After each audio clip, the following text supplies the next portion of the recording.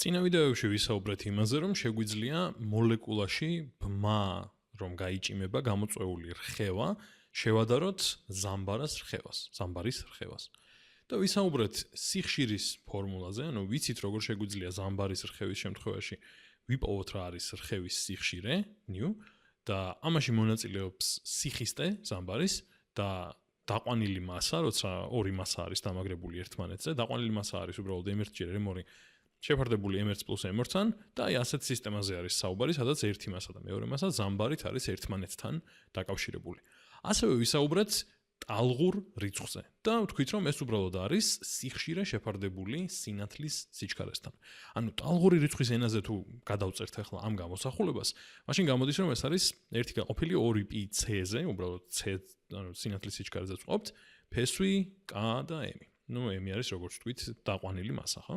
ახლა თუ გვინდა რომ გადავიყვანოთ ტალღურ რიცხვებში და ტალღურ რიცხვს დაუკავშიროთ ეს ყველაფერი, უნდა აღინიშნოს რომ ეს m გვაქვს გრამებში და ამიტომ უნდა გავყოთ ავოგადროს რიცხვზე, გვინდა რომ მასის ატომურ ერთეულზე იყოს საუბარი.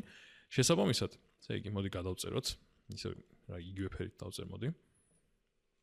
ტალღური რიცხვი არის 1 შეფარდებული 2πc ფესვი k შეფარდებული m-თან და ეს უნდა გავყოთ ავოგადროს რიცხვზე, რომელიც არის 6.2 მეასედი გამრავლებული, მოდი ესე დავწერ გამრავლებას, გამრავლებული 1023-ზე, ხო? რაც ნუ ახლა კალკულატორით უნდა გავაკეთო ეს, ამიტომ ცოტა რომ გავიმარტივოთ საქმე, ესე იგი 2πc, მოდი გადმოვწერ ამას, ანუ k შეფარდებული m-თან და ეს რადგან მნიშვნელს ყოფს, ანუ რეალურად ამრავლებს მრიცხველს, ხო? ამიტომ გადავწერ ესე. გამრავლებული 6.2 მეასედი 1023. და ესე. მოდი ვნახოთ ახლა რისი წოლი იქნება ეს, კალკულატორს გამოვიყენებ მოდი ამისთვის.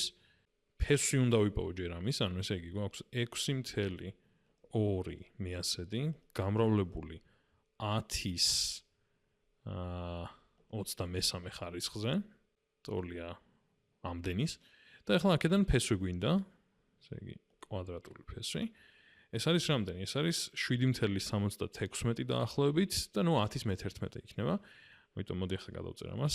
ესე იგი მაქვს 7.76 გამრავლებული 10 ზე, ეს ჯერ კიდევ შეფარდებული 2πc-სთან და გამრავლებული k შეფარდებული m-თან. აი ამაზე. მოდი ახლა ეს ვნახოთ რას უდრის, კიდევ ცოტა უფრო ზუსტი შედეგი მივიღოთ.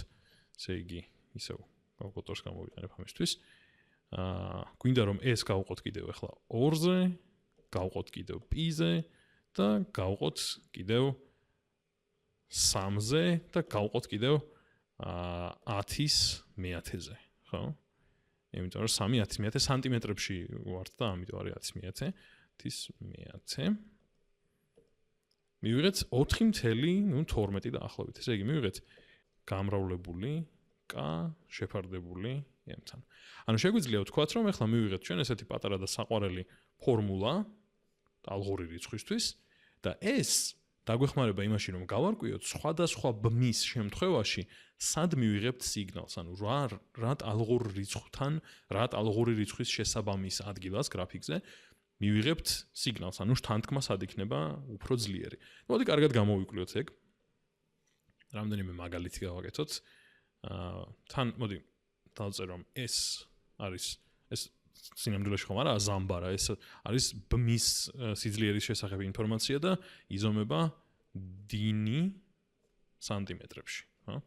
დინი არის უბრალოდ 10 მიკრონიუტონი. მეტი არაფერი. და მოდი ვნახოთ ესეთი მაგალითი, დავიწყოთ, ვთქვათ, ნახშირბადის წყალბადთან ბმით. ჯერ ვნახოთ დაყვანილი მასა რა იქნება, ესე იგი დაყვანილი მასა იქნება 12 გამრავლებული, მოდი ესე დავწერ მაინც გამოყოფილად 1-ზე, გაყოფილი 12 plus 1-ზე, რაც არის 0.923. ესე იგი ახლა მაშინ ამის შესაბამისად შემიძლია დავთვალო, ანუ როცა მაქვს ეს ბმა, დაახლოებით რა უნდა იყოს ტალღური რიცხვი, რომლის დროსაც შთანთქმა იქნება ძლიერი, ხო? ესე იგი 4.12 გამრავლდება k ამ შემთხვევაში არის 5/10 მეხუთე, კონკრეტულად ამ ბმის შემთხვევაში და ეს უნდა გავყოთ 0.923-ზე. ანუ უბრალოდ ვიცით ნახშირბადის წყალბადთან ბმა რამდენად ძლიერია და ვიყენებთ მაგ ინფორმაციას ამ კასთვის ეგ არის და ეგ მეტი არაფერი. და მოდი ახლა ვნახოთ ეს რისი ტოლი იქნება. მოდი პირველ რიგში აი ამ გამოსახულებიდან ფესოს ვიპოვი უბრალოდ. ანუ 5, 10000-ზე კედა 100000-ზე გამრავლებული, ამიტომ 1 2 3 4 5 ბარემ ხარისხების წერას. ეს უნდა გავყოთ 0.923-ზე. მივიღეთ რაღაც და მანდედან ვიღებთ ფესოს და შემდეგ ამას ვამრავლებთ 4.12-ზე. და ეს არის 3022. ესე იგი 3022 ერთი შეფარდებული სანტიმეტრთან. მივიღეთ ტალღური რიცხვი 3022. ეხლა ამის შინაარსი რა არის? ამის შინაარსი არის, რომ თუ მაქვს მე ნახშირბადის წყალბადთან ბმა, მაშინ აი ამ ტალღურ რიცხვთან, ანუ აი ამ ტალღურის რიცხვ ანუ ტალღური რიცხვი ხომ შეესაბამება კონკრეტულ სიხშირეს და კონკრეტულ ტალღის სიგრძეს.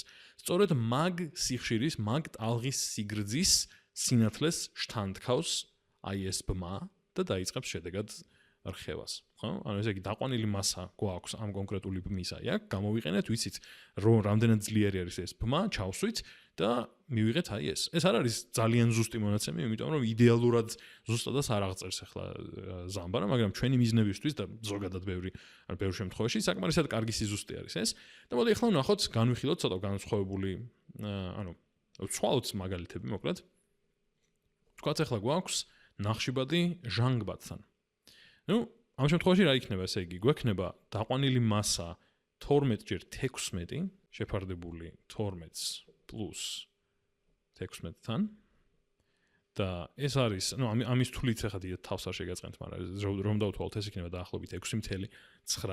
ეხლა ვნახოთ როგორი იქნება ტალღური რიცხვი ამის შესაბამის. ესე იგი 4.12 უნდა გავამრავლოთ, ეს უშველებელი ფესი ნამდვილად არ მჭირდება. უნდა გავამრავლოთ, ნუ რადგან ერთი ბმა არის, მოდი დაშვება გავაკეთოთ, რომ იგივე სიძლიერის არის როგორც აქ. ანუ კარგი დაშვება არის, მართალია სხვა ელემენტთან აბსოლუტურად იდენტური არ იქნება, მაგრამ კარგი მიახლოებით, რადგან ერთმაგი ბმა, მხოლოდ ერთი ბმა, ისევ დავწეროთ, რომ იგივე სიძლიერის ბმა არის და მაშინ რაც შეიცვალა არის ის, რომ 0.923-ის ნაცვლად 6.9 ზის აქ, იმიტომ რომ დაყვანილი მასა არის განსხვავებული. ეს არის და ეს მეტი არაფერი. ახლა მოდი ეს დავთვალოთ, ამისთვის ისევ გამოვიყენებ კალკულატორს. ამჯერად გვაქვს ის არა. ესე იგი 5 გამრავლებული 100.000-ზე გაყოფილი 6.9-ზე.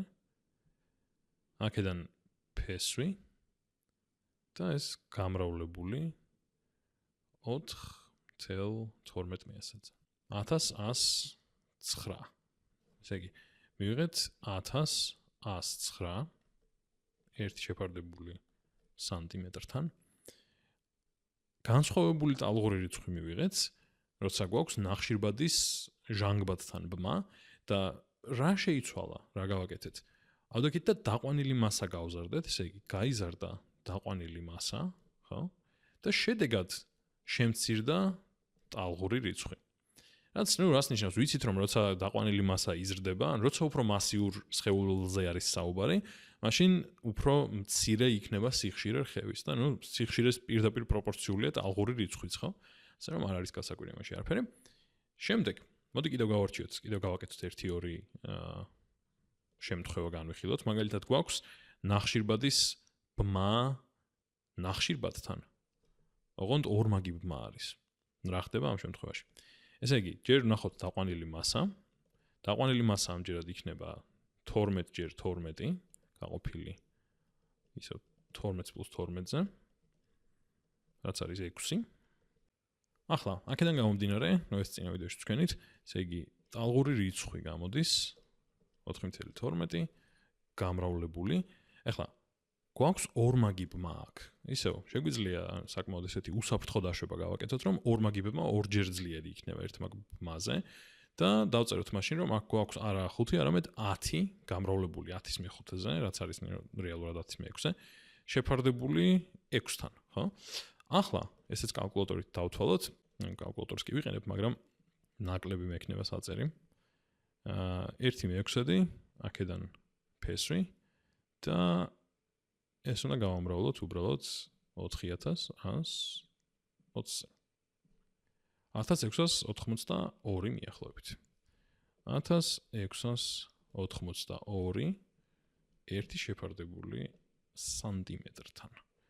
ესე იგი, ამ შემთხვევაში მივიღეთ, ტალღური რიცხვი არის კიდევ განსხვავებული, ამჯერად რა მოხდა? ორი რამ. ერთი ის რომ დაყვანილი მასაა ოდნავ განსხვავებული, მეორე ის რომ ბმა არის ორჯერ უფრო ძლიერი. ხო? და შესაბამისად, რაც უფრო ძლიერი არის ბმა, მით უფრო მეტი არის სიხშირე რხევის. ესეც წინა ვიდეოში ვთქვით.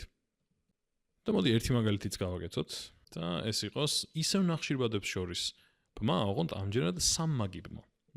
ბარემ ბოლომდე გავარჩიოთ ეს ბმა რა როლს თამაშობს. დაყვანილი მასა ისევ იქნება 6, იმიტომ რომ ორი ნახშირბადი გვაქვს და ტალღურ რიცხვს რაც შეეხება, ეს იქნება 4.12 გამრავლებული.